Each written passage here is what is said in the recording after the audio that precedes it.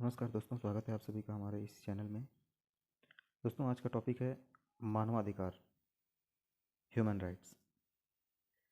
Human rights की बात करें तो संयुक्त राष्ट्र संघ के चार्टर में कोई ह्यूमन राइट्स से संबंधित अलग से चार्टर नहीं है, लेकिन कई जगहों पर मानव से संबंधित उल्लेख मिलते हैं। ठीक है, उससे पहले हम ह्यूमन राइट्स की बात कर लें अगर, तो मानवाधिकार का जो चार्टर है उसमें टोटल 30 आर्टिकल हैं। ठीक है, जिसको 10 दिसंबर 1948 को महासभा के द्वारा अपनाया गया था। ठीक है, उसमें 30 आर्टिकल हैं, उसको पढ़ लीजिएगा। बाकी संयुक्त राष्ट्र संघ में मानव से संबंधित कुछ बातें की गई हैं कुछ आर्टिकल्स में, जैसे आर्टिकल फर्स्ट हो गया, 13 हो गया, 55, 56, 62, ये सब आर्टिकल। और ये कुछ इसमें से ऐसे आर्टिकल हैं जिसमें बातें लगभग एक जैसी हैं, आर्टिकल अलग हैं और किस किस रेफरेंस में कहा गया है ये भी अलग है, वो हम देखेंगे अभी। जैसे आर्टिकल फर्स्ट देखते हैं। ठीक है, आर्टिकल फर्स्ट में संयुक्त राष्ट्र संघ के चार्टर में मानवाधिकार से संबंधित कुछ संदर्भ, उसको देखते हैं। आर्टिकल फर्स्ट में लिखा गया है कि चार्टर के उद्देश्य का वर्णन इस प्रकार किया गया है कि मानव अधिकारों के प्रति सम्मान को बढ़ावा देने, जाति, लिंग, भाषा या धर्म के बिना किसी भेदभाव के मूल अधिकारों को बढ़ावा देने की बात की गई है। ठीक है, ये चार्टर के उद्देश्य के हिसाब से है। ठीक है, अब आर्टिकल देखते हैं। फर्स्ट हो गया, आर्टिकल 13 देखते हैं। आर्टिकल 13 में कहा गया है कि महासभा के द्वारा जाति, लिंग, भाषा या धर्म के भेदभाव के बिना सभी को मानव अधिकार तथा मौलिक स्वतंत्रता की प्राप्ति में सहायता देने की बात की गई है। बात वही है लगभग, ये महासभा के रेफरेंस में आ गया। ठीक है, अब उसके बाद देखते हैं आर्टिकल 55। आर्टिकल 55 देखते हैं। संयुक्त राष्ट्र संघ कहता है कि जाति, लिंग, भाषा अथवा धर्म के भेदभाव के बिना सभी के लिए मानव अधिकारों और मौलिक स्वतंत्रताओं को बढ़ावा देने की बात करता है। तो आर्टिकल फर्स्ट चार्टर के उद्देश्य का वर्णन करता है, उसके हिसाब से है। आर्टिकल 13 में महासभा के द्वारा और आर्टिकल 55 में संयुक्त राष्ट्र संघ के द्वारा लगभग एक सी बात कही गई है। तो यहाँ असर्शन और रीजन वाले क्वेश्चन में घुमा सकता है। ठीक है, आर्टिकल 56 देखते हैं। ये संयुक्त राष्ट्र संघ के चार्टर में से आर्टिकल लिए गए हैं। ठीक है, उसमें ये मानव से संबंधित कुछ बातें की गई हैं, वही आर्टिकल है। आर्टिकल 56 में कहा गया है कि सभी सदस्य राज्य मानव अधिकारों तथा मानव स्वतंत्रताओं की प्राप्ति के लिए संयुक्त राष्ट्र को अपना सहयोग प्रदान करेंगे। ठीक, आर्टिकल 62 की बात करते हैं, जिसमें लिखा गया है कि आर्थिक और सामाजिक परिषद के द्वारा सभी के लिए मानव अधिकारों और मौलिक स्वतंत्रताओं के प्रति सम्मान की भावना बढ़ाने और उनके पालन के संबंध में सिफारिश करने की व्यवस्था है। ये हो गए संयुक्त राष्ट्र संघ में मानव से संबंधित बातें। और ह्यूमन राइट्स का जो चार्टर है उसमें 30 आर्टिकल हैं। ठीक, उसमें 30 आर्टिकल हैं, उस आर्टिकल को पढ़ लीजिएगा। उसके बाद की बात करते हैं। वो ह्यूमन राइट्स के आर्टिकल के बारे में लिखा गया है कि ये घोषणा पत्र मानवतावाद का दमकल कहा जाता है। इस घोषणा पत्र को मानवतावाद का दमकल कहा जाता है। ये ह्यूमन राइट्स के आर्टिकल की बात हो रही है। ह्यूमन राइट्स का जो आर्टिकल है, 30 आर्टिकल हैं सारे, उनके बारे में कही गई बात है ये कि इस घोषणा पत्र को मानवतावाद का दमकल कहा गया है। चार्ल्स मलिक के अनुसार यह घोषणा पत्र केवल प्रस्ताव मात्र न होकर संयुक्त राष्ट्र संघ के चार्टर का अंग है। ठीक है, श्रीमती रूजवेल्ट ने लिखा है, श्रीमती रूजवेल्ट का कथन महत्वपूर्ण है, ये इसीलिए मैं यहाँ रखा हूँ कि इस बारे में आप लोग जानें। ये टर्म्स हैं, ठीक है, कोटेशंस हैं। यह घोषणा पत्र मानव समाज का मैग्ना कार्टा है। ये आर्टिकल, जो 30 आर्टिकल हैं ह्यूमन राइट्स का, उसके बारे में श्रीमती रूजवेल्ट ने लिखा है कि यह घोषणा पत्र मानव समाज का मैग्ना कार्टा है।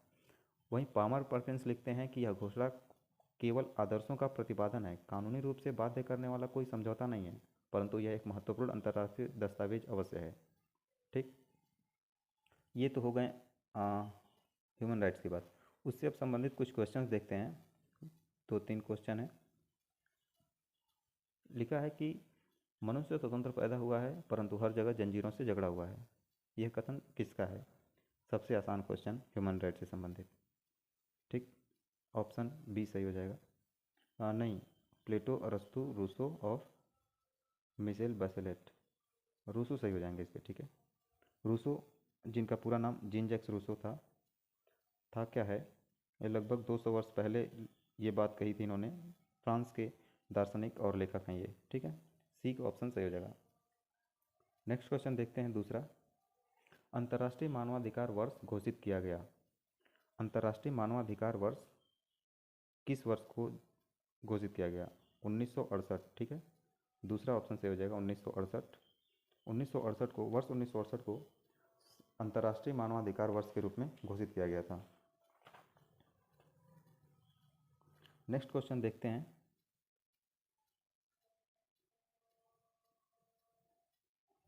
निम्नलिखित में से सही का चयन कीजिए। पहला है, संयुक्त राष्ट्र संघ द्वारा प्रायोजित सबसे बड़ा अंतर्राष्ट्रीय मानवाधिकार सम्मेलन 25 जून 1993 को संपन्न हुआ।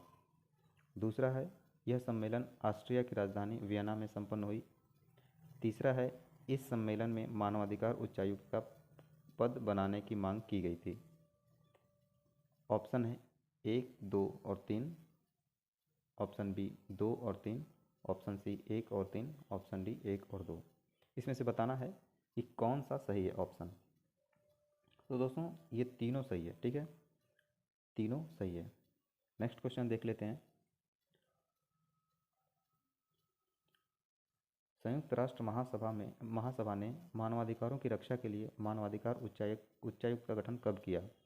ठीक है, ऑप्शन है 10 दिसंबर 1993, 20 दिसंबर 1993, 10 दिसंबर 1996 या फिर 1 जनवरी 1999। ऑप्शन बी सही हो जाएगा। 20 दिसंबर 1993 को संयुक्त राष्ट्र महासभा ने मानवाधिकारों की रक्षा के लिए मानवाधिकार उच्चायुक्त का गठन किया था, ठीक है। अब इसके बाद कुछ कन्वेंशन देखते हैं जो महत्वपूर्ण है। मानवाधिकार से संबंधित संयुक्त राष्ट्र की भूमिकाओं के बारे में इसमें बात की गई है। वो कन्वेंशन कुछ इस तरह से हैं। मानवाधिकारों से संबंधित कुछ कन्वेंशन है ये। नरसंहार की रोकथाम और सज़ा के बारे में कन्वेंशन 1948 में। अच्छा, ऐसे कट टू कट आंसर देने के लिए क्वेश्चन नहीं आएंगे, ठीक है।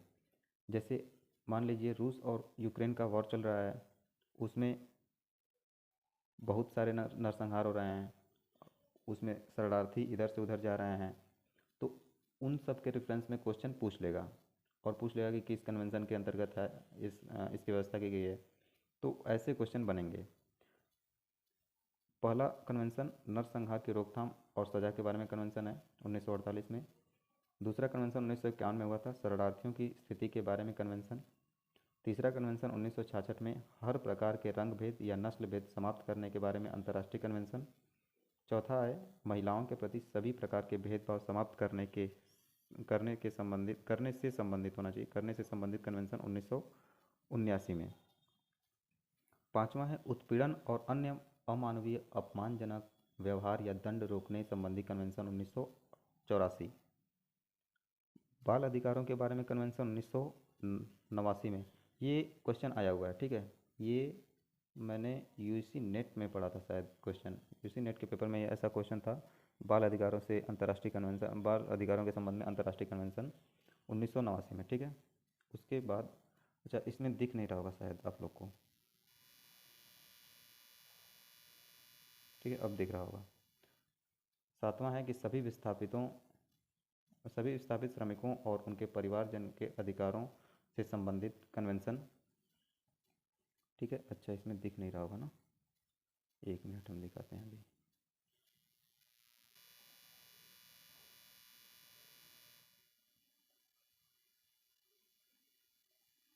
Just wait.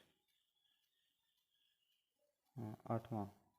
अच्छा, 7वां जो था ना, 7वां शायद दिख नहीं रहा था ना, वो सभी विस्थापित श्रमिकों और उनके परिवारजन के अधिकारों की रक्षा के बारे में अंतर्राष्ट्रीय कन्वेंशन था। 1990 में हुआ था वो, ठीक है। सभी विस्थापित श्रमिकों और उनके परिवारजन के अधिकारों से संबंधित कन्वेंशन अंतर्राष्ट्रीय कन्वेंशन था 1990 में, ठीक है। उसके बाद देखते हैं, उसके बाद 8वां कन्वेंशन है ना, हाँ। उसके बाद जो है वो अन्य मानकों के रूप में है ये, ठीक है। इससे कम ही क्वेश्चन बनते हैं, जो पिछला मैं बताया 60 उससे ज़्यादा क्वेश्चन बनते हैं इसमें। 8वां है धर्म और विश्वास पर आधारित हर प्रकार की और संयम और भेदभाव की समाप्ति की घोषणा 1991। विकास के अधिकार के बारे में घोषणा 1986। राष्ट्रीय ज्ञान असली धार्मिक और भाषाई अल्पसंख्यक समुदायों के व्यक्तियों के अधिकारों की घोषणा 1992। और मानवाधिकार प्रतिरक्षकों के बारे में घोषणा 1998 में हुआ था। ठीक है, ये राष्ट्रीय ज्ञान नहीं होगा, 10वां में है जो, वो प्रिंटिंग में मिस्टेक हुआ है। ये राष्ट्रीय या नस्ली धार्मिक या भाषाई अल्पसंख्यक समुदायों के व्यक्तियों के अधिकारों की घोषणा 1992 की बात है। ठीक है, तो इससे कम क्वेश्चन बनते हैं, लेकिन जान लेना ज़्यादा ज़रूरी है। इससे पहले जो थे 7 कन्वेंशन वो महत्वपूर्ण है, उससे क्वेश्चन अक्सर बनते रहते हैं मानवाधिकार के संबंध में। तो दोस्तों, मानवाधिकार से जितने भी क्वेश्चन आएंगे लगभग सारे टॉपिक कवर हो चुके हैं। मानवाधिकार परिषद की बात है कुछ कि उससे बहुत ज़्यादा क्वेश्चन तो नहीं बनते हैं, बाकी इतने ही होते हैं। ठीक है, अब क्वेश्चन प्रेजेंट सिनेरियो के रेफरेंस में आ सकते हैं। अफ़गानिस्तान में प्रॉब्लम चल रही है या फिर रूस यूक्रेन वॉर चल रहा है, तो इन सब को जोड़कर जो भी ह्यूमन राइट्स से क्वेश्चन बनेंगे उसको बना देगा, लेकिन चीज़ें यही रहेंगी। इन्हीं के अंतर्गत पूछेगा कि किस कन्वेंशन के अंतर्गत आता है, या फिर उच्चायुक्त पूछ देगा, ऐसे क्वेश्चन बनते हैं। ठीक है, अलग इससे कुछ नहीं आएगा। मानवाधिकार से संबंधित सारी चीज़ें लगभग कवर कर दी गई हैं इसमें। अगर कुछ बचा होगा तो, शायद कुछ बचा नहीं है वैसे। ठीक है, अगले वीडियो में हम बात करेंगे आतंकवाद की, मे बी। ठीक है, थैंक यू सो मच। और अगर वीडियो अच्छी लगे तो सब्सक्राइब कर लीजिएगा, लाइक करना ना भूलें। धन्यवाद।